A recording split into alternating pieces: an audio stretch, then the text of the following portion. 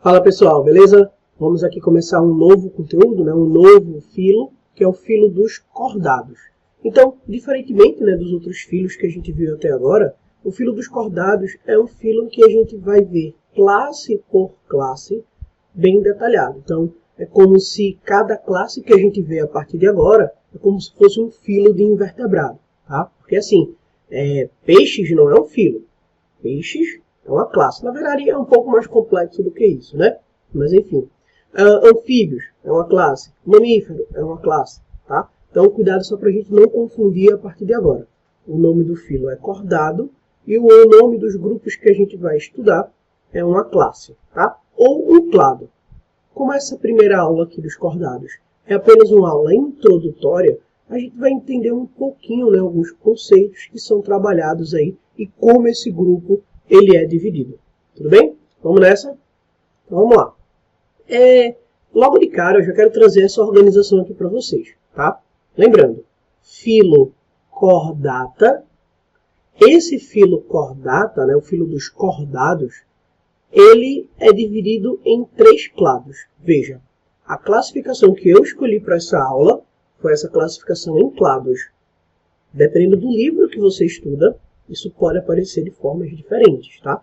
Nem a ciência, né, nem a academia, né, as universidades, os cientistas, eles estão unidos nessa classificação dos cordados. Tem grupo de cientista que diz que é uma superclasse, um superfilo, superclado, enfim. Tá? Eu vou usar a classificação mais fácil, mais simples, que a MABS e Marco eles usam. Claro, o que mais aparece nos vestibulares, tá? O que é mais comum. Então vamos lá. O grupo dos cordados está dividido em 3 subgrupos, em 3 clados. Clados, assim, ó. 3 clados. O clado dos urocordados, o clado dos cefalocordados e o clado dos craniados, certo? Os urocordados e os cefalocordados, eles não apresentam crânio e também não apresentam coluna vertebral.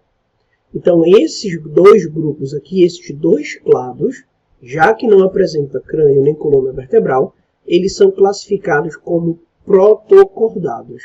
Ou seja, primeiros cordados, cordados primitivos, ou aqueles cordados que se aproximam lá do ancestral comum, né, a todos os cordados, beleza? E craniados são os cordados que vão apresentar crânio, obviamente. Então, antigamente, né, e talvez quando você estava lá no Fundamental 2, você aprendeu assim, né? Os animais eles são divididos em vertebrados e invertebrados, né? Pronto. O termo assim, vertebrado, né, para classificar esses outros animais maiores, né, que não são invertebrados, não existe mais. Tá? Então a gente usa assim, cordados e invertebrados.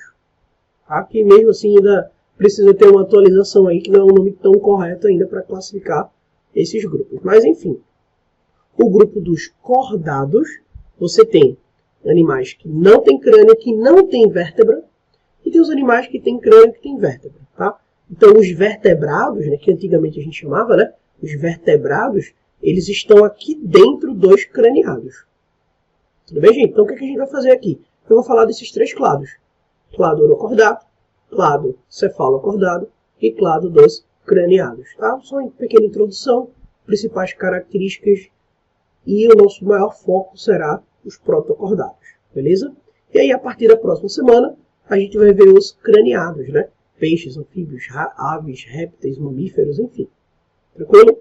Então, antes de a gente ver cada um daqueles clados, como a gente está trabalhando aqui com um filo, né?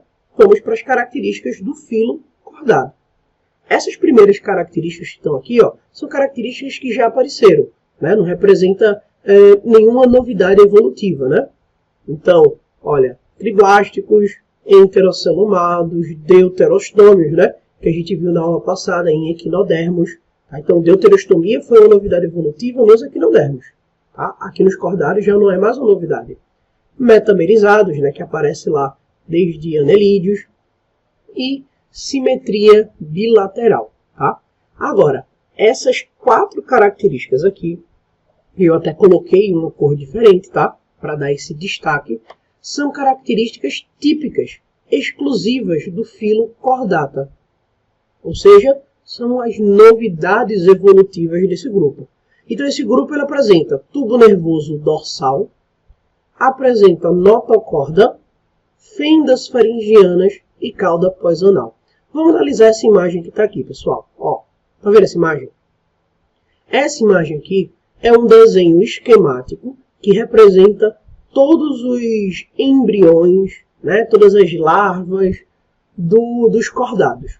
Tá? Porque a gente sabe, né, que os cordados eles apresentam formas extremamente diferentes. Tá? Então, uma ave é diferente de um ser humano, mas a gente está dentro do mesmo filo. Então tem que ter alguma coisa que nos une. E o que nos une é isso que está destacado em vermelho. Tá? Então, o que nos une é exatamente o desenvolvimento embrionário. Tá? Os primeiros estágios aí daquele organismo. Então, para todos os cordados, por isso que tem esse desenho esquemático aqui, todos os cordados vão apresentar um desenvolvimento embrionário parecido, tá? Com essas estruturas que estão aqui. Então, ó, tubo nervoso dorsal. Vou colocar em azul aqui, ó. Em azul não, vou colocar em roxo.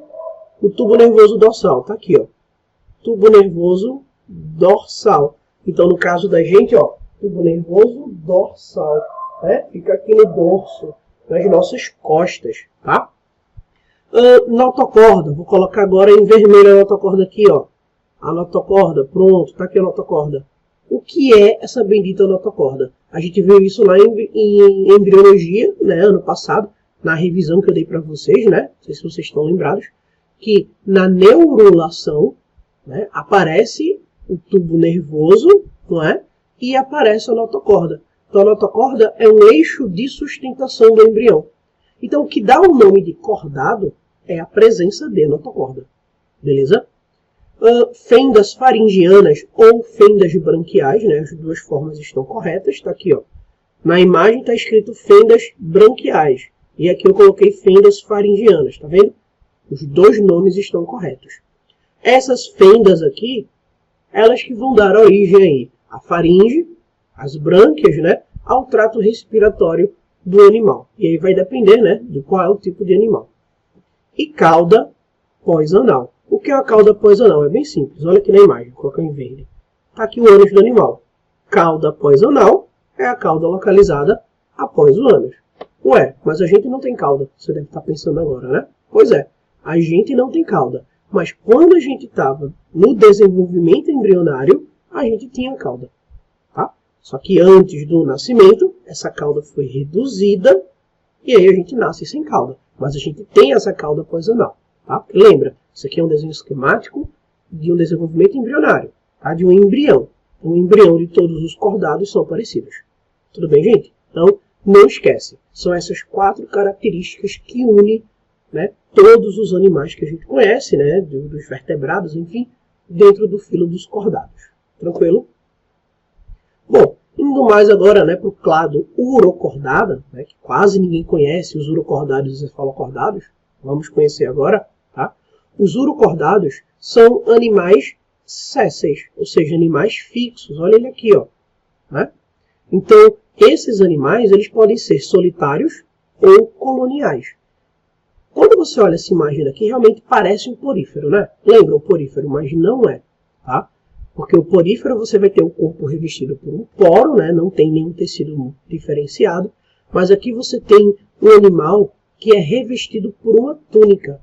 Tanto é que livros mais antigos de biologia traz esse grupo aqui como tunicados, né? Animais que apresentam a túnica. E o que é essa túnica aqui, né? Que a gente já dá para ver um pouquinho aqui, ó. O que é essa túnica? É uma estrutura espessa, né, que reveste o corpo desse animal, constituída por um polissacarídeo semelhante à celulose. Tá? É um polissacarídeo estrutural semelhante à celulose, ou seja, bem resistente. Esses animais, né, vendo mais internamente agora, eles apresentam 2 aberturas, né? O sifão inalante, que representa aí a entrada de água, e o sifão exalante, que representa aí a saída de água. Então, olha aqui, ó, sifão inalante, sifão exalante. Então, a água faz isso, ó, passa por dentro do corpo do animal e sai por aqui, tá? Um desenho mais esquemático aqui, ó.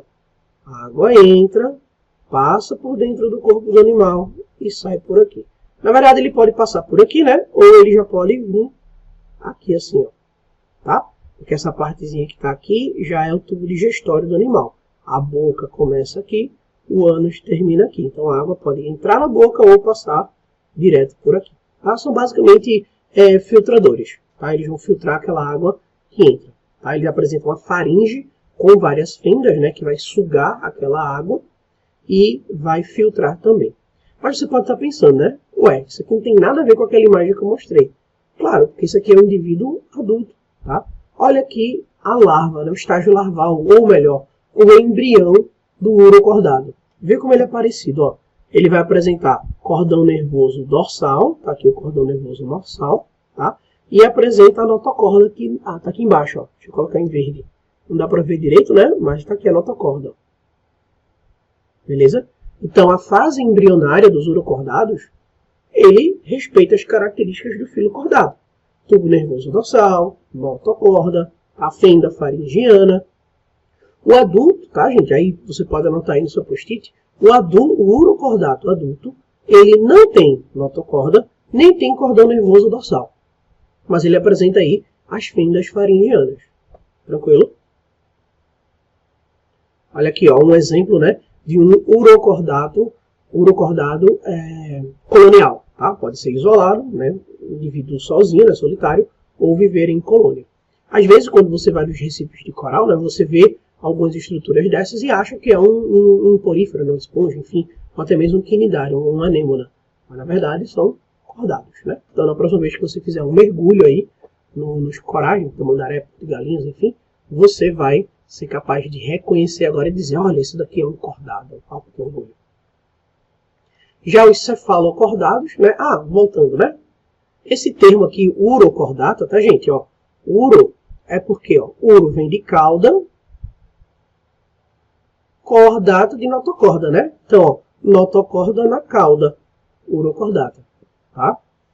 Já o cefalocordato, ó, cefalocabeça, corda, notocorda. Então, eles vão apresentar o tubo nervoso dorsal e a notocorda por todo o corpo do animal. Eu até destaquei aqui, ó. Por todo o corpo do animal, desde a cabeça até a cauda. Por isso que é cefalocordato. Aqui você tem animais de vida livre, mas que vivem semi-enterrados, né?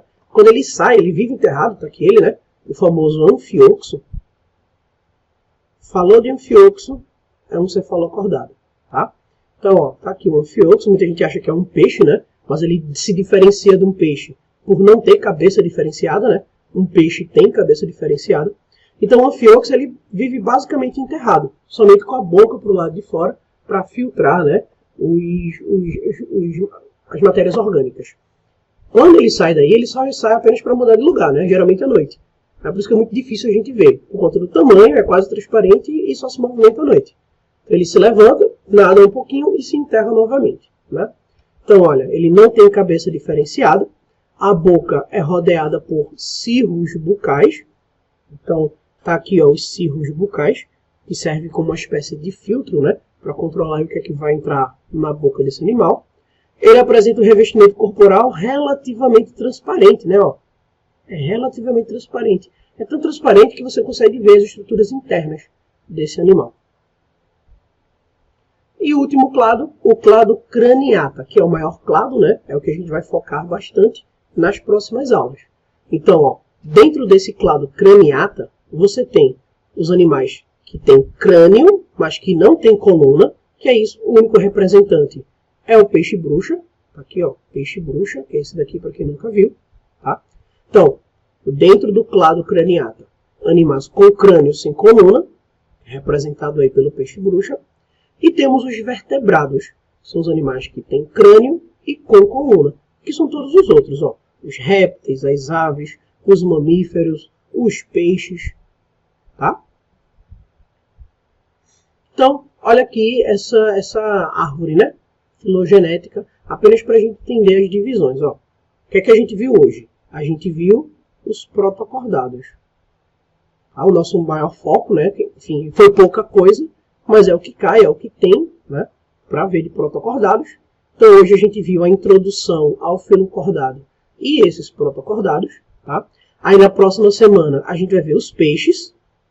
Tá? E veja que os peixes são divididos em 3 grupos. Ó. Peixes agnatos.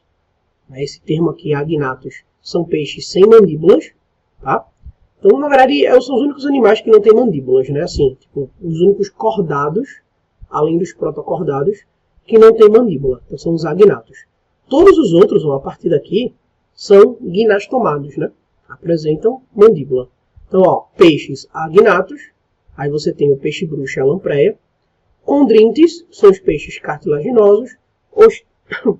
Osteintes são os peixes ósseos, né? E a gente vai ver alguns outros peixes também, né? Como os peixes pulmonados. Então, tudo de peixe na próxima semana. Aí uma outra aula de anfíbios, aula de répteis, aves e mamíferos. Ou seja, a gente vai ter, ó, 1, 2, 3, 4, 5, mais 5 aulas somente para a gente finalizar aí os cordados, tá? Como a gente está vendo aqui uma árvore filogenética, observa que quando você tem um grupo para outro, né, tem uma característica que diferencia. Né? Qual é a novidade evolutiva? E aqui nessa árvore filogenética está mostrando exatamente as novidades evolutivas. Por exemplo, daqui para cima, né, crânio e vértebra. Daqui para cima, mandíbula, bexiga natatória. Aí novidade evolutiva está com a mesma cor. Patas, anfíbio, né? Anfíbio, novidade. Patas, tetrápodes e pulmão, bem desenvolvido. Répteis, fecundação interna, ovo amniótico, tudo isso, gente. Tudo isso a gente vai ver. Essa árvore filogenética daqui é apenas um resumão, né, para poder você ter essa visão geral, tá? Onde essa árvore destaca a novidade evolutiva de cada grupo. Tem mais. Só que essas novidades evolutivas aí são as principais. Tudo bem? Então, gente, foi uma aula curtinha, tá? Bem de leve, realmente só para dar uma introdução e orientar melhor vocês em relação ao filo dos cordados. A partir da próxima semana, a gente vai começar a ver aí, de fato, os animais maiores, né? Peixes, répteis, aves, mamíferos, anfíbios. Tudo bem? Então, ó, beijo no coração e até a próxima. Tchau, tchau.